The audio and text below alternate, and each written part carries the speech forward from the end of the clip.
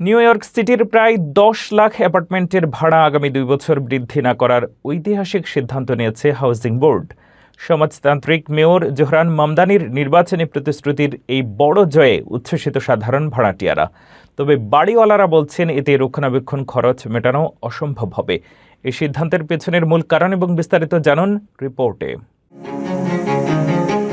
New York সিটিতে বসবাসকারী লাখ লাখ মানুষের জন্য এলো এক অবিশ্বাস্য খুশির খবর। বৃহস্পতিবার শহরের আবাসন বোর্ড একটি ঐতিহাসিক রায় দিয়েছে।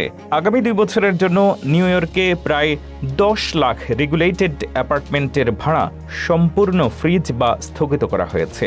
অর্থাৎ আগামী অক্টোবর থেকে বাড়িওয়ালারা 1 বা 2 বছরের লিজের উপরে $1ও ভাড়া বাড়াতে পারবেন না।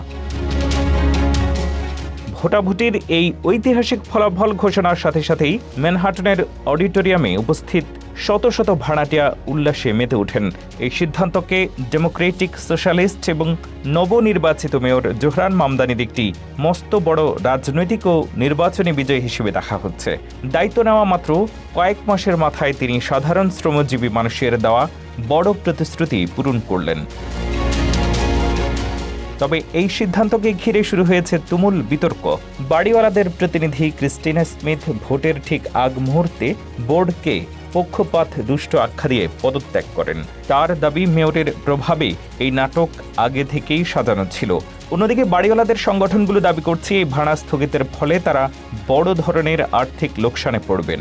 বিশেষ করে ছোটখাটো বাড়িওয়ালারা তাদের বন্ধকি ঋণ এবং ভবনের রক্ষণাবেক্ষণ খরচ তুলতে হিমশিম খাবেন। এই ক্ষতি পুষিয়ে নিতে তারা অন্যান্য সাধারণ ফ্ল্যাটের ভাড়া আরও বাড়িয়ে দিতে পারেন। সব মিলিয়ে একদিকে সাধারণ মানুষের মুখে হাসি ফুটলেও অন্যদিকে আমেরিকার অন্যতম ব্যয়বহুল এই শহরের আবাসন ব্যবসা এবং রাজনীতিতে এটি একটি বড় ধরনের তোলপাড় সৃষ্টি করেছে।